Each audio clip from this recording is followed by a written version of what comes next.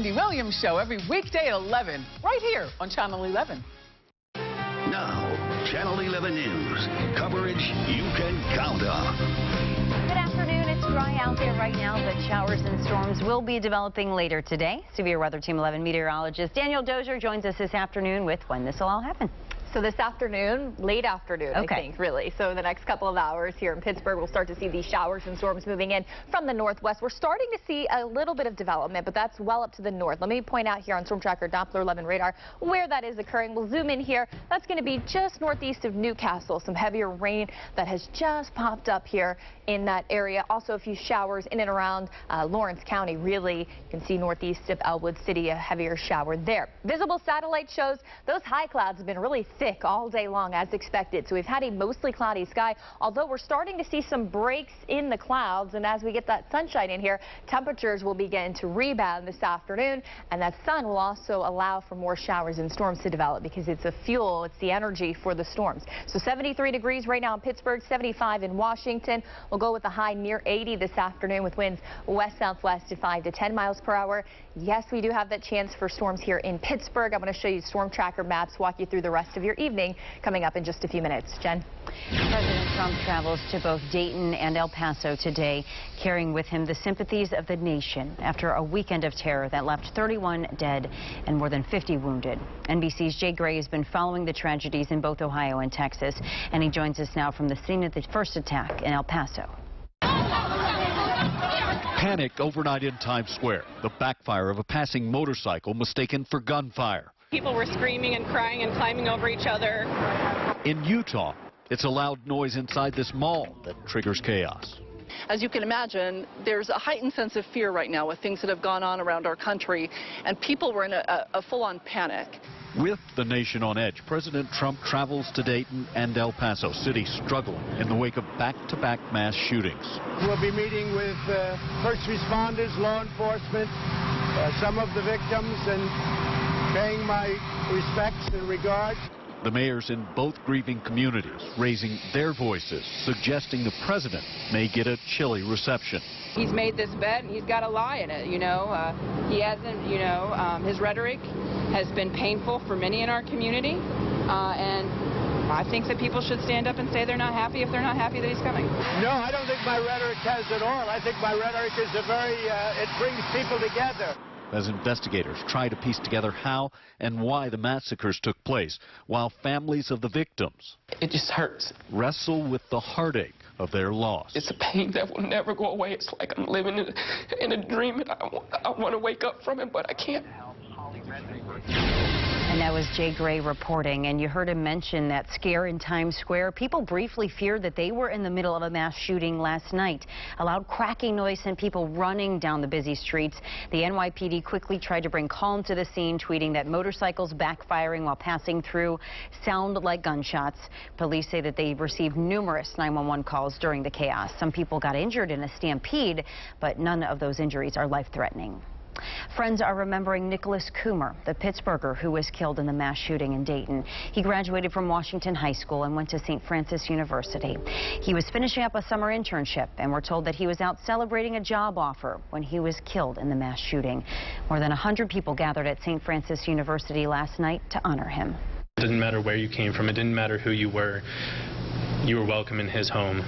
You just had to kick your shoes off first, and then you could come in his house. Visitation for Nicholas is tomorrow and Friday at the Piet and Barnhill Funeral Home in Washington. Funeral services are on Saturday. And Governor Tom Wolf will honor the lives of the 31 people killed in the mass shootings last weekend. There is a bipartisan event tonight at the Capitol in Harrisburg. Governor Wolf is also calling on state and federal lawmakers to take up stricter gun laws. A man was arrested 4 years ago, and now he claims officers went too far. He has filed a federal civil rights lawsuit against the state police. Channel 11's Mike Holden was the only local TV reporter there today as that lawsuit was announced. And Mike, the man claims his injuries are lifelong. Yeah, forever. I mean, he's in chronic pain on a daily basis. We actually found that information out after speaking with his attorney, but this couple claims their civil rights were violated. They want answers, they want action, and their attorney said they won't stand for any of this. my understanding that the... New this afternoon, attorney Al Lindsay spoke out for his clients at the center of what he is calling a police brutality case. Butler County couple Danny and Sherry Pollack filed a federal lawsuit today. They claim Pennsylvania State Police used excessive force when Danny was arrested at their Slippery Rock home back in August of 2017. It all started, though, back in 2015 when Danny was caught growing marijuana in their backyard. He told police he was growing 2 plants because his wife is allergic to narcotics, and the marijuana helped curb her chronic pain. Danny alleges state police told him nothing further would come of that incident. Fast forward to 2017, 2 years later, police showed up at the home to arrest Danny. Danny told officers he recently had a heart attack and was frail from surgery. The couple claims police rushed Danny, slammed him into the house, and then proceeded to smash his face into a porch swing. Danny broke 2 teeth, lost extensive amounts of blood, and has critical damage to his eye. They allege he still suffers from pain on a daily basis and has lifelong injuries. Their life has been terribly disturbed by what happened that day, particularly to him. I mean, he's walking around with a cane now as a result of what occurred on that particular day. They're coming up, and you heard it right there now, coming up on Channel 11 News at 5. We're taking a closer look at the lawsuit. In addition, we're reaching out to Pennsylvania State Police to see if they can provide us with more details on their end. Look for all of that starting at 5 o'clock tonight. Reporting live in Butler this afternoon, Mike Holden, Channel 11 News. And breaking right now, the FBI in Pittsburgh says 2 local people have been arrested as part of a nationwide crackdown on sex trafficking. Agents say no children were found in Pittsburgh, but across the country they found 103 juveniles. 67 suspected traffickers were arrested. Channel 11 has a reporter who just stepped out of that meeting to give us this information, and we are working to bring you a live report on Channel 11 News at 5. Police in Scott Township need your help. They don't know who this woman is on your screen, but they say that she's a suspect in a smash and grab. Police say she broke into locked cars and stole 2 purses. They think that she is driving a white Hyundai with Texas plates. If you know anything, give police a call. 2 Westmoreland County men accused of sexually assaulting underage girls are in court today. Kenneth Daniels allegedly raped and assaulted a 9-year-old girl in Mount Pleasant Township more than 5 years ago. Police say that he threatened to kill the girl if she told anyone. Police also charged Derek Ruth for sending explicit photos and sexually assaulting a 15-year-old girl in East Huntington Township. Police say that they found evidence of the messages on social media. Channel 11 has a reporter in the courtroom. You can look for a complete report beginning on Channel 11 News at 5. Developing today, Channel 11 is working to find out more about the teacher shot and killed by police in Shaler. He was a high school teacher in Penn Hills. Police shot and killed Donald Babbitt after they say that he threatened officers with a gun. Sources tell Channel 11 he was running around the neighborhood naked, so neighbors called 911. When police got on the scene, they talked to his wife, who said her husband was acting strangely and that he had weapons in the house. When police got him to come outside, they say that he pointed a handgun at officers. 3 officers fired at the subject and struck him multiple times. He was immediately treated at the scene by some of the officers. Penn Hills Athletics tweeted that Babbitt was a math teacher and a golf coach at Penn Hills, and their hearts are broken. Grief counselors will be at Penn Hills High School this week for anyone who needs to talk. 1 person was taken to the hospital after a drive-by shooting in McKeesport that happened on Hamilton Street last night. Our crew saw officers on the scene talking to neighbors and collecting evidence.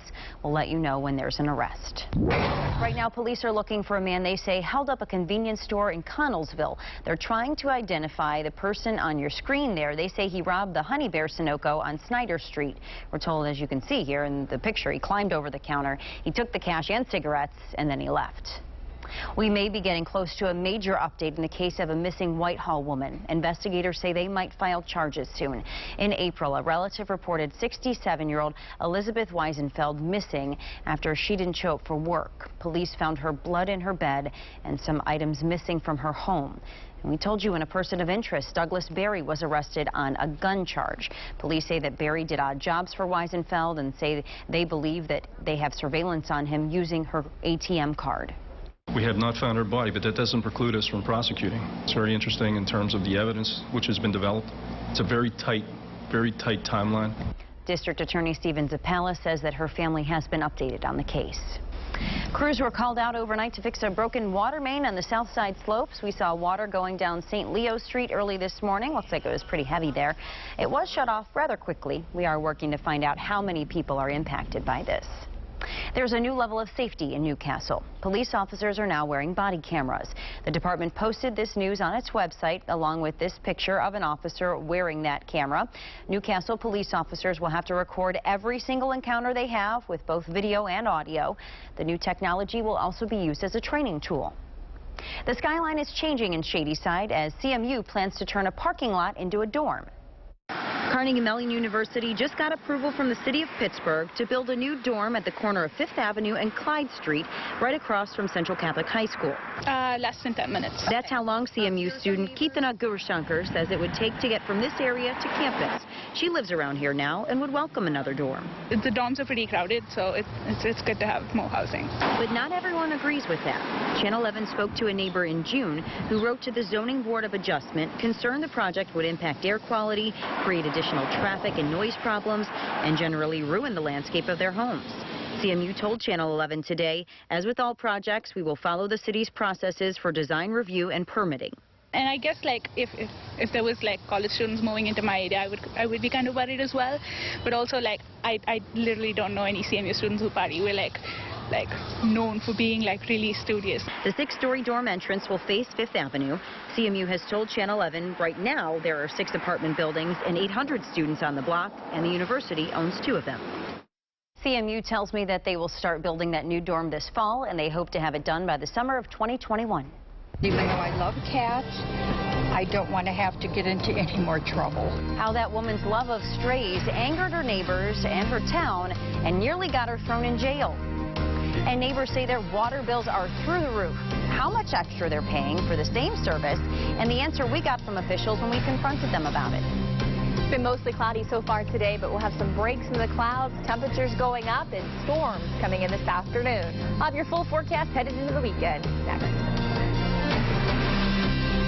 You're streaming WPXI now, your source for original local shows. Check out the intense, action-packed world of esports. Top plays and interviews on Esports Weekly, Saturday and Sunday at 10 a.m. and 7:30 p.m. on WPXI.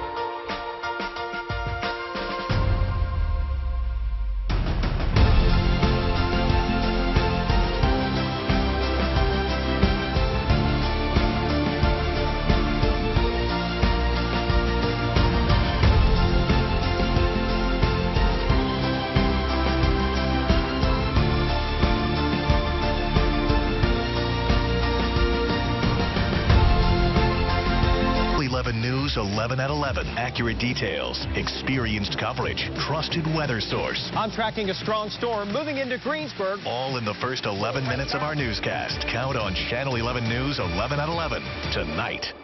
Weather and traffic updated every 10 minutes on Channel 11 Morning News. Water bills are skyrocketing in a Beaver County community. Channel 11's Renee Wallace went to Ohioville, where residents say they are paying nearly 10 times the normal amount. Well, normally I pay $34. This bill's $188. Jeannie Phillips did a double take when she received her water bill this month. The Ohioville borough resident billed 5 times over what she normally pays for water. And she's not alone. Ohioville residents taking to social media to complain of a surprise jump in their water bills. Lots of them calling Channel 11 for answers. What did it jump to? $650. And you called the borough building, and what were you told? That I must have a leak inside my house. There's nothing they can do about it. And do you have a leak? No. Some spiking to nearly 10 times their normal amount. Typically, every 3 months, I pay, it's $3,000 per month. So the third month would be 3,000 gallons. It's 17,000 this time. Jeannie says she's been checking her meter and daily usage, and something just isn't adding up. Then I said, okay, something's going on, so I called the water company and asked them to come out and check something's drastically wrong. And nobody's come out so far. So we came here to the Ohioville Borough Building to talk to officials at the Water Authority, and we were basically told no comment, but we're welcome to come to the meeting next Tuesday night. Are you going to the meeting? Definitely. I'll be at the meeting, and it sounds like from social media that a lot of people will be at this meeting. Renee Wallace for Channel 11 News. A quick-thinking Good Samaritan is being called a hero. A car hit a pole last night, and it caught on fire on Route 224 in Union Township. That's in Lawrence County. Look at it here. Well, a witness grabbed a baseball bat, smashed the window, and pulled the driver out of the car. We're now working to find out how that victim is doing today. If you don't keep your property looking presentable in Blawnox, you could be fined now. According to our Trib partners, if the code enforcement officer sees trash cans left out for days or weeds and high grass, they'll give you a door hanger warning, and then you'll have 24 hours to correct the issue or get a $25 ticket. The fines climb if that issue continues.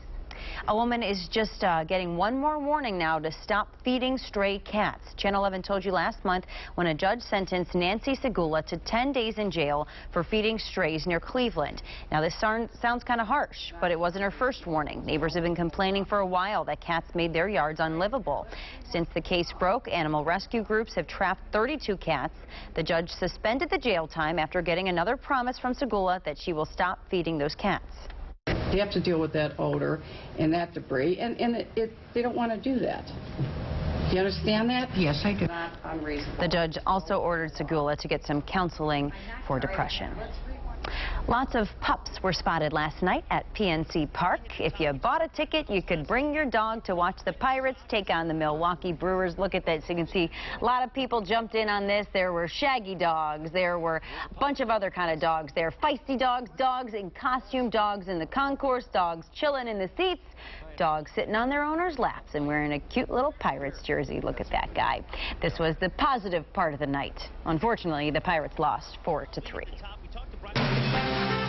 Your severe weather Team 11 forecast. The other good thing was the rain really didn't move in until toward the end of the game. So much of the game last night dry for them. Storm tracker Doppler 11 radar right now detecting a couple of showers that have developed up here in Lawrence County. So some of the heaviest is well northeast of the Newcastle area. Have a shower coming into Portersville there in Butler County. Here is a look at why we've been so unsettled. We have a low pressure system cold front that's been very slow moving coming in from the west, and eventually we'll finally get a kick out of here as we head into today, but that's going to be bringing in showers and thunderstorms as we heat up in the afternoon. Meanwhile, a second cold front that's back across Wisconsin, that's actually the stronger cold front that's set to move in for Thursday, bringing the risk for widespread severe weather. I'll show you that in just a second. 24-hour temperature change. We're running 9 degrees cooler in Pittsburgh than this time yesterday, 10 degrees cooler in Butler. The reason is because of all the cloud cover. We told you it was going to be cloudy today. We'll have some breaks in the clouds, though, it looks like, as the afternoon wears on. Dew points right now are in the mid to upper 60s. This is a measure of the amount of moisture in the air. Definitely a humid day for us once again. That high humidity will continue into Thursday until that second cold front finally passes through and brings in that drier air and lower humidity to round out the work week. Weather impacts for today, looking at locally heavy rainfall and any storms that develop. We're looking at gusty winds, and lightning is always a threat in thunderstorms. Here's a look as we head into the afternoon. By 3:30, you can see a couple of showers trying to develop here in Washington County. Still having those up there in Lawrence County. 4:30 this afternoon.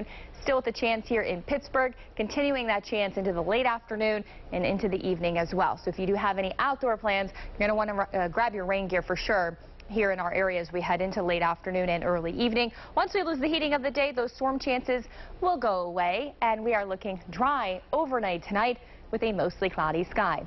64 degrees overnight tonight. Some patchy fog does look to develop, with temperatures falling all across the area into the lower 60s. Here's fog tracker at 7 a.m. Areas in white represent where the fog could be dense, so we're looking at locally thick fog, especially in areas with recent rainfall, low-lying areas and valleys, but that fog will lift across the entire area as we head into 10 a.m.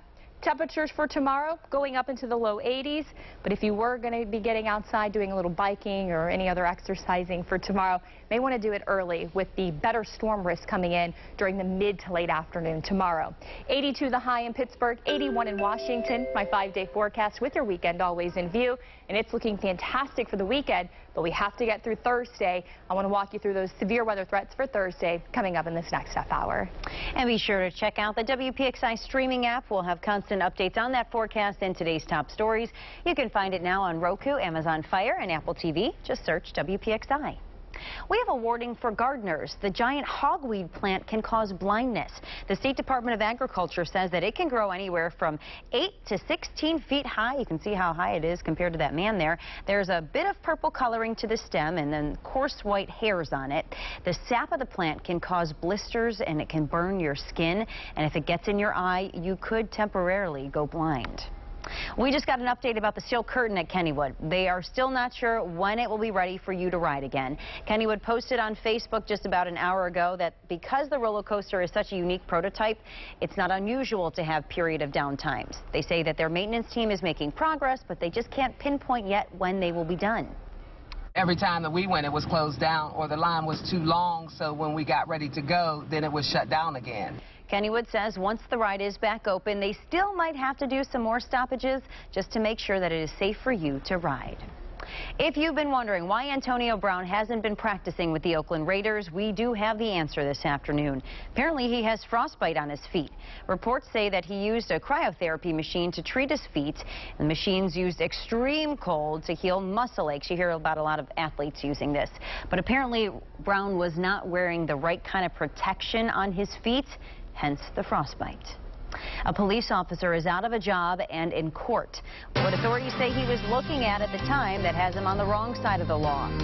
And it's been a year now since Pennsylvania released its list of abusive priests. How those allegations have prompted thousands of victims to speak out.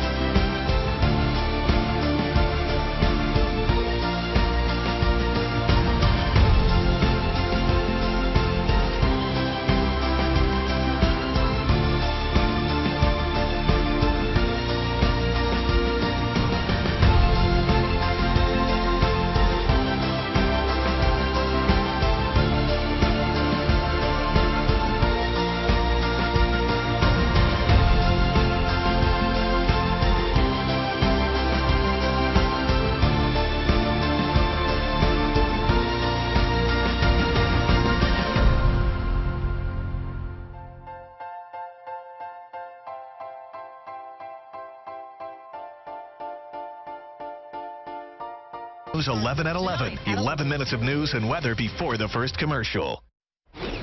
Thousands of people still need to boil their water in Jeannette. Take a look at this map here. Here are some of the communities affected by a water main break. They include Jeannette, Penn Township, and North Huntington. Now, that water main is fixed, but if you live in these areas, you do still need to boil your water for at least the next 3 days. Things are back to normal now at the Homewood swimming pool. We first told you last week when the water looked like it was turning green. Officials told us the pool liner was dirty, and that's what made the water look that way. Crews cleaned it, and now it's back to normal. Officials say there never was a risk to swimmers. The PWSA says that lead testing shows that some drinking water has elevated levels of lead. The latest report shows about 11% of the samples had lead above the action level set by the EPA. We told you last month that levels have been dropping, but they are still above the federal threshold.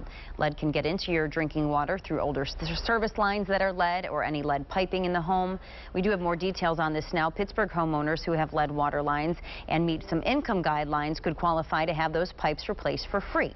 It's thanks to a program run by the Dollar Energy Fund. And according to our partners at the Trib, if you have a family of 4 and you earn no more than $61,500 a year, you could make the cut. Guns, drugs, and cash, that's what police found in a home in Duquesne. But it's what and who they didn't find that has them still searching today.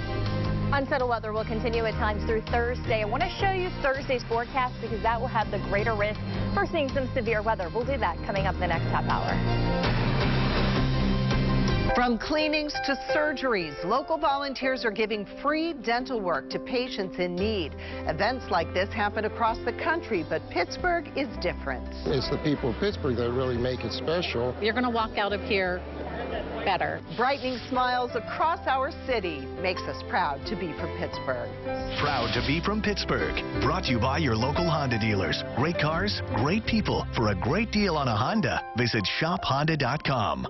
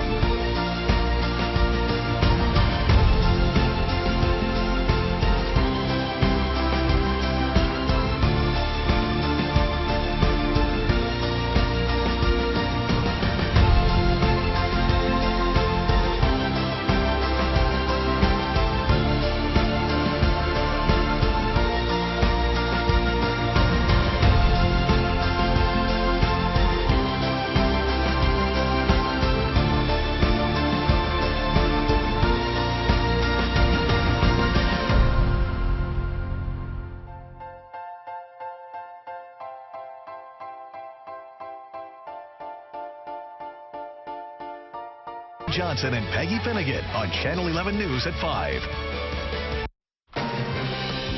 There is There's a chance for some storms today. Severe Weather Team 11 meteorologist Danielle Dozier is here this afternoon. But Danielle, you say tomorrow could be worse? Yeah, I think tomorrow we're looking at a greater risk for some severe thunderstorms. But we're still going to be watching out, of course, for some locally heavy rainfall and lightning today. Here's tomorrow, though. The thunderstorm outlook.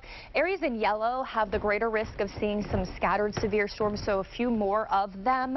That's from Pittsburgh to Katanning, Butler, Newcastle. An isolated severe storm still possible in the areas in dark green. Let me show you Storm Tracker. The morning hours of Thursday are dry. We'll start it at 11:30 a.m. As a cold front pushes in from the north, we are looking at showers and storms moving into our far northwestern counties first. That's a look at 2 p.m. Those showers and storms will continue to push down toward the southeast. That's a look at 3:30 p.m. for the timing roughly here, give or take a little bit on both sides for the timing here in Pittsburgh and up through Armstrong County and Washington County. Those storms will continue to push down toward the southeast. That's a look at 5 p.m. and then a few lingering showers most likely behind the front, continuing into the early evening hours before we will start to see things wind down. So this cold front, it's a stronger front in that, yes, it's bringing that risk for damaging winds and large hail out of some of the strongest storms tomorrow, but it's also going to be bringing in some very nice weekend weather. I'll show you the humidity forecast and temperatures, what you can expect as we take a look at my 5-day forecast coming up in just a few minutes. Jen. Thanks, Danielle. An unusual question posed by Duquesne police on Facebook. Did anyone misplace these drugs and guns? We told you about this yesterday. Police were looking for a suspect when they found the heroin. Now, the woman who lives in the home said it wasn't hers. Channel 11 anchor Catherine Amenta explains what happened next. Went up, surrounded the house, knocked on the door. A female who ultimately was arrested last night answered the door. Tasha Cunningham was inside this home on Lincoln Avenue when Duquesne officers went there in search of a man wanted out of Pittsburgh. He wasn't there, but after getting a search warrant, officers found all of this. 850 bags of suspected heroin, marijuana, multiple cell phones, cash, a loaded pistol, and a rifle. Cunningham apparently told police she's the only adult who lives there, yet she says she had no idea where the guns or drugs came from. Police hope getting these drugs off the street will make a dent. On that street, I hope so. We do have complaints of juveniles along that area causing some problems. We have complaints of drug activities, and it was nice to stop that house in particular last evening. That was Catherine Amenta reporting. Cunningham is a mother. Police say her kids are with another family member right now. The original suspect police were looking for is still on the run. Today, family and friends of Cody Joyce will fight for his justice. It's been nearly 4 years since the young man died, and his case still hasn't been solved. The group Justice for Cody will hold a vigil at Overlook Drive Loop. That's right near Shenley Park Ice Rink. Cody was beaten and strangled in Munhall at a party in 2015. His case was ruled a homicide, but there were never any arrests or any suspects.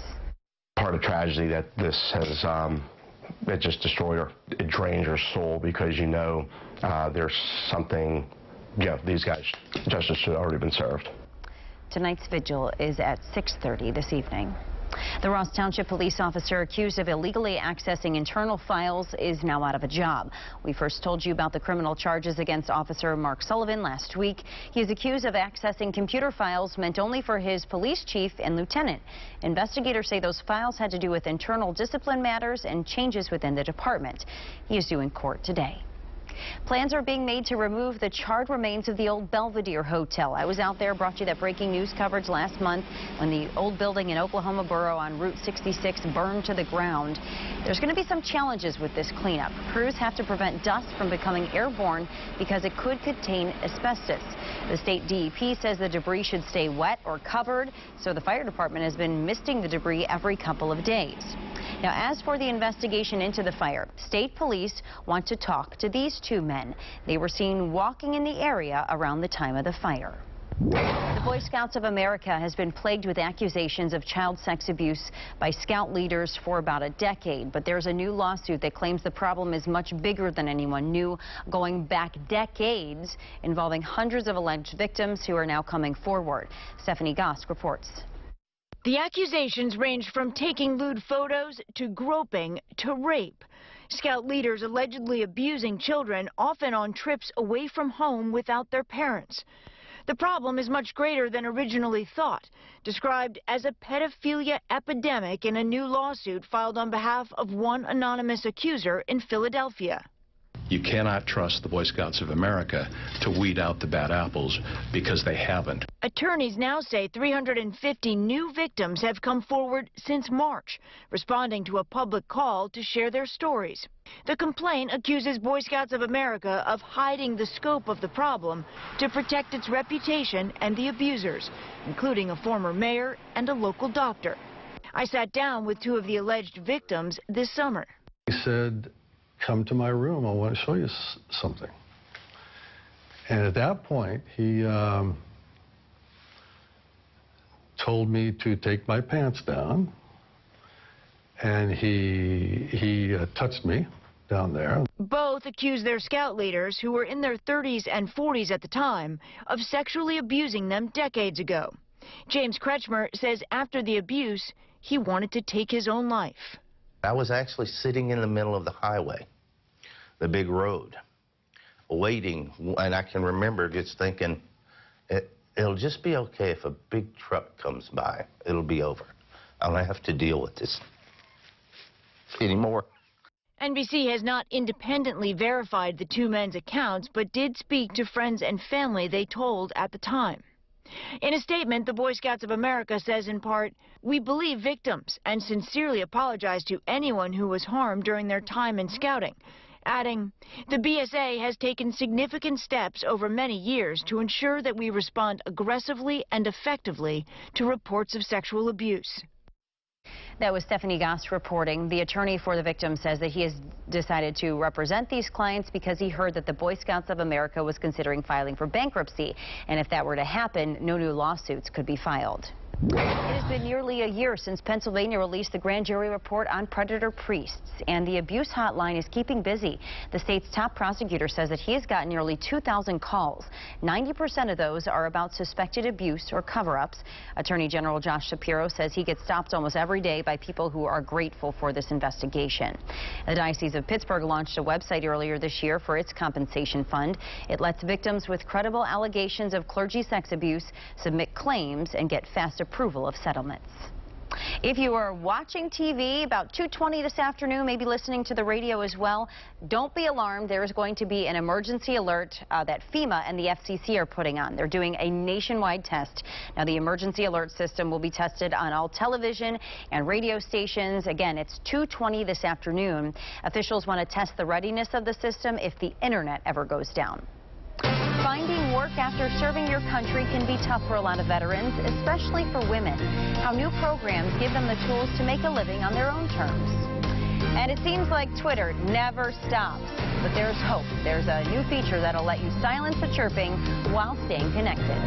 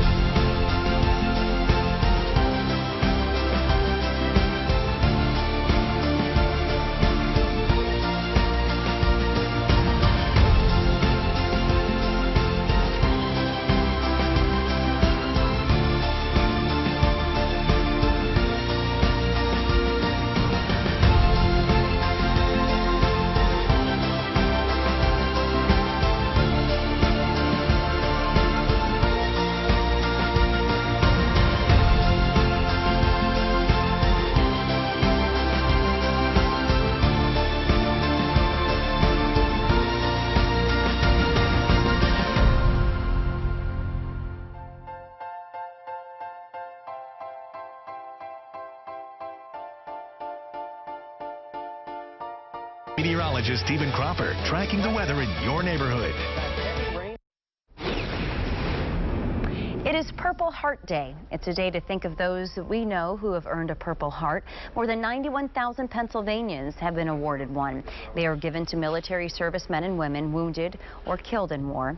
Nearly 1.8 million people have received a Purple Heart since 1917.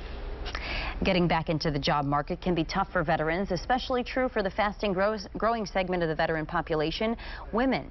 Veterans who are women spend longer time looking for work and make about 30% less than their male counterparts, and they may struggle in a corporate environment. Now, to ease the transition, programs are popping up at colleges around the country to help women create a business of their own. They'll learn business strategies, marketing, and how to find investors. We have seen an uptick in the number of women that are drawn to entrepreneurship programs, running counter to the trend where we've seen a decrease in veterans going into entrepreneurship. The approach has been so successful, 9 universities now have the program. 2,000 women have graduated from them. We have another tragic death at Yosemite National Park to tell you about. A tourist fell to his death near a waterfall. Authorities say that this man ignored the warning signs and climbed from the bottom of the waterfall. They think that he slipped on a rock and fell more than 600 feet. This is now the 6th person to fall to their death at the park just in the last year.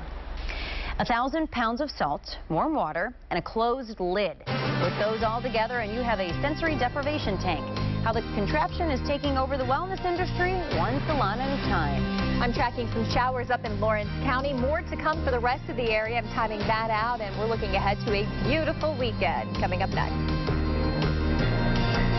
You're streaming WPXI Now, your source for original local shows. Get the inside scoop on all the hot events, entertainment, and celebrities in and around Pittsburgh every week. Stream Access Pittsburgh on demand anytime on WPXI.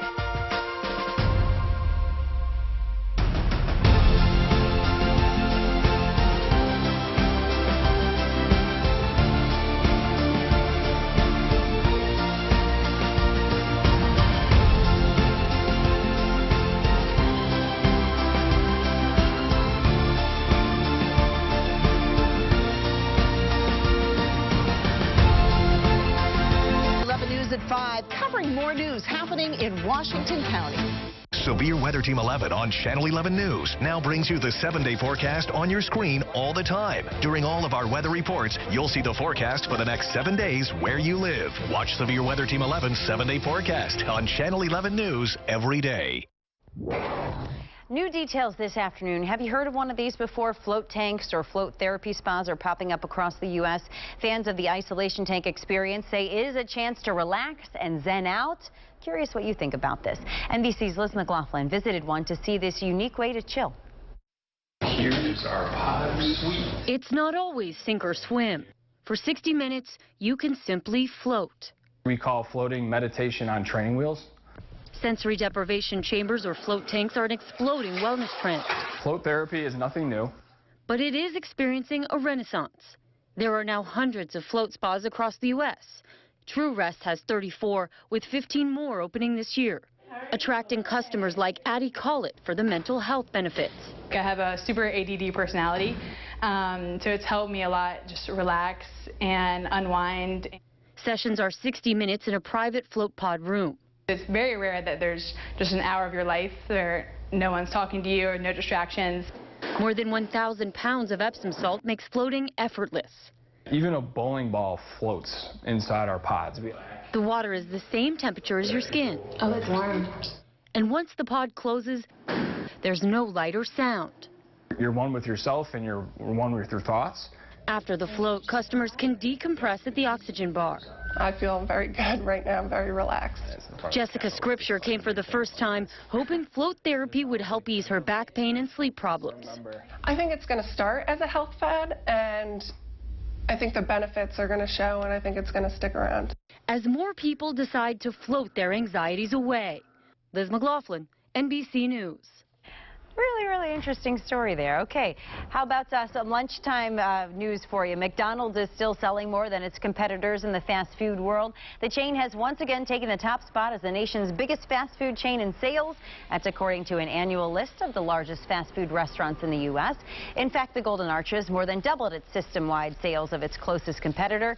Starbucks comes in at number 2, followed by Subway. Taco Bell takes the 4th spot, and Chick-fil-A rounds out the top grossing fast food chains. Your severe weather Team 11 forecast. Good afternoon. Taking a live look outside, we have a mostly cloudy sky, but we're starting to see some breaks in the clouds. I'll show you that in just a second. On Storm Tracker Doppler 11 radar, there are some showers that have been developing up in Lawrence County. Heaviest right now is north and east of Newcastle and north of Newcastle. You see 2 there. We also have this one in far northeastern Lawrence County that's going to be making its way into Slippery Rock. I haven't seen any lightning with it, but some heavy downpours certainly up in that area. Visible satellite shows the high clouds that have been across the area. We've also had some low clouds, but everywhere where you're seeing a little bit of, basically where you're not seeing any white color, that's actually where we have some breaks in the clouds right now. So we're starting to see that, and the model data shows that we'll continue to see this trend as the afternoon wears on, and with a little bit of sunshine, these temperatures will begin to go up, but with the sun also, it helps fuel showers and storms. So we're going to have that risk late afternoon and early evening here in Pittsburgh. It's 73 right now in the city. That's a common number everywhere across the area right now. Dew points are in the mid-60s, so it's an uncomfortable feel to the air. That high humidity continues into tomorrow.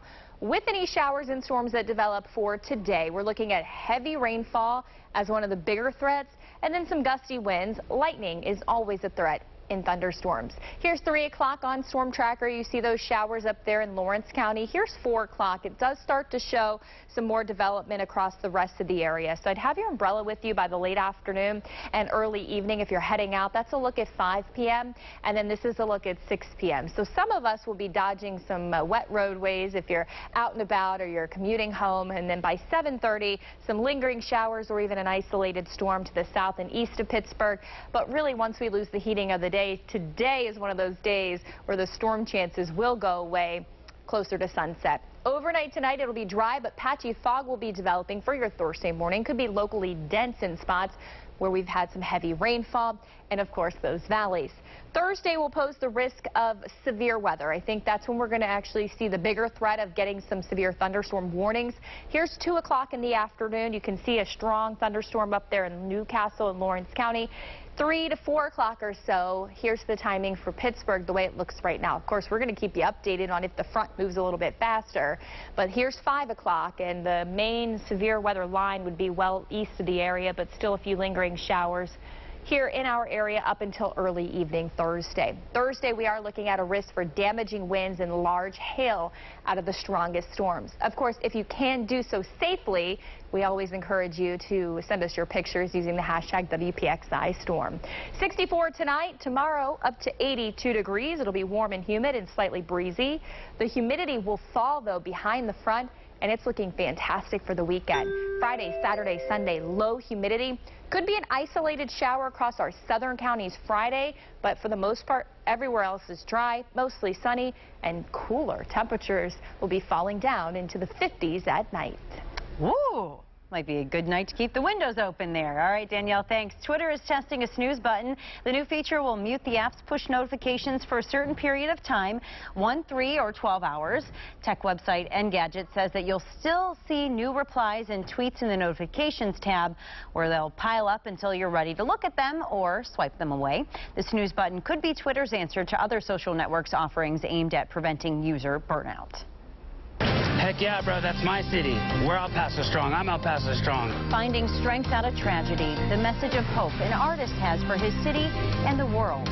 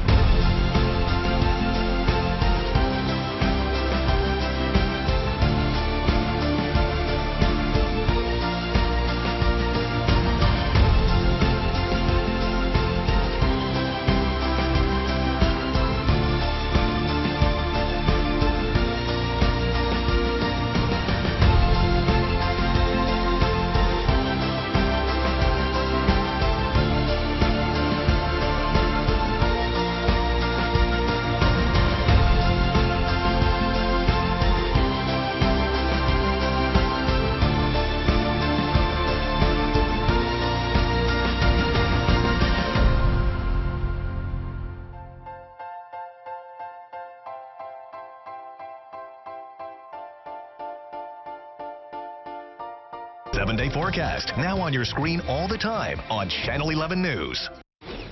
An 11-year-old kid known as the Donut Boy has been traveling around the country giving free donuts to police officers. Tyler Carrick started the project over a year ago at a bakery in Florida when he used his very own money to buy donuts for a group of deputies. Now, since then, he has taken that kind gesture across the country. His website says he's helped give away more than 51,000 donuts. Tyler was in Hawaii on Monday, his last state, meeting with officers and talking about his work. I do this because I want to remind police officers that people still care. Very sweet. Tyler says that he plans to expand the project by helping wounded officers and creating scholarships. El Paso Strong, a message of hope and unity from an artist after a deadly shooting this past weekend. Gabe Vasquez has been spray painting this mural since Monday night. You can see how big it is in that big picture here. A gunman killed 22 people Saturday while they shopped at the Walmart in the West Texas border town. Vasquez, who was born and raised in El Paso, says this is an important time to stand together. To have a timeless piece like this, you know, that people can come and take pictures of and embrace, that empowers the city. Dude, whoa. And you can see that he's actually drawn some pictures of local landmarks inside the words there. Thanks so much for joining us here for Channel 11 News at noon. Our next newscast is coming up tonight at 5. Of course, you can get breaking news updates anytime by checking out our streaming apps on Amazon Fire, Roku, or Apple TV. Have a good day.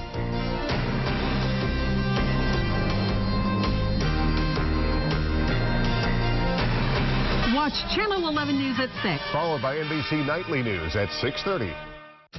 This is Take 5, highlighting Western Pennsylvania's most innovative and successful businesses.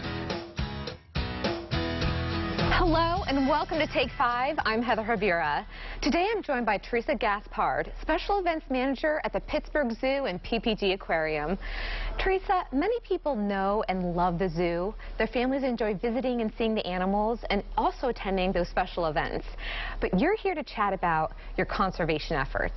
I understand that you are dedicated to the conservation